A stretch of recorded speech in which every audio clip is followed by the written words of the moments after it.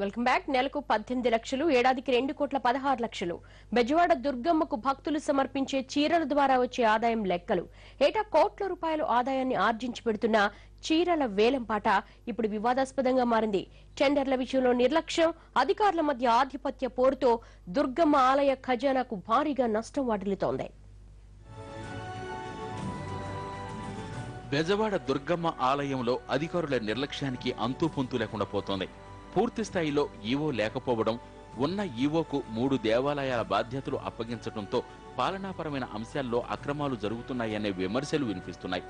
దేవస్థానంలో ఉండే కాంట్రాక్టర్లతో అధికారులు కుమ్మక్కై తమకు అనుకూలంగా ఉన్న వారికి టెండర్లు అప్పగిస్తున్నారనే ఆరోపణలు వస్తున్నాయి.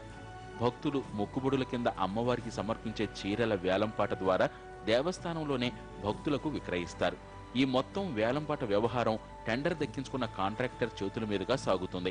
గతంలో చీరల కాంట్రాక్టును దక్కించుకున్న కాంట్రాక్టర్కు దేవస్థానంలోని అధికారుల మధ్య వివాదం తలెత్తింది. దీంతో ప్రత్యర్థి వర్గంలోని కాంట్రాక్టర్తో ప్రైవేటుగా ఫిర్యాదు చేయించారు. అయితే ఫిర్యాదు చేసిన వ్యక్తి పేరు బయటపడకుండా ఫిర్యాదును లేఖ రూపంలో సమర్పించారు. ఫిర్యాదు లేఖను దేవస్థానం అధికారులు దేవాదాయ కమిషనర్కు అందించారు. దీనిపై స్పందించిన కమిషనర్ మధ్యలోనే కాంట్రాక్ట్ను రద్దు చేశారు.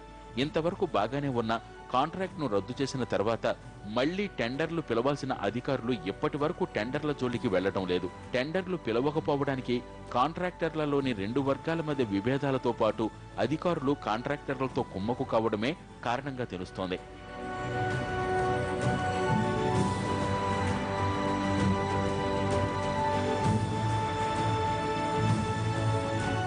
గత 8 నెలలుగా చీరలను వేలం వేయని పరిస్థితి.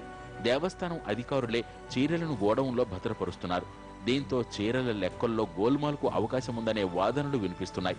కాస్ట్లీ చీరలను మాయం చేసి వాటి స్థానంలో నాసిరకం చీరలను లెక్కల్లో చూపుతున్నారనే ఆరోపణలు వ్యక్తమవుతున్నాయి.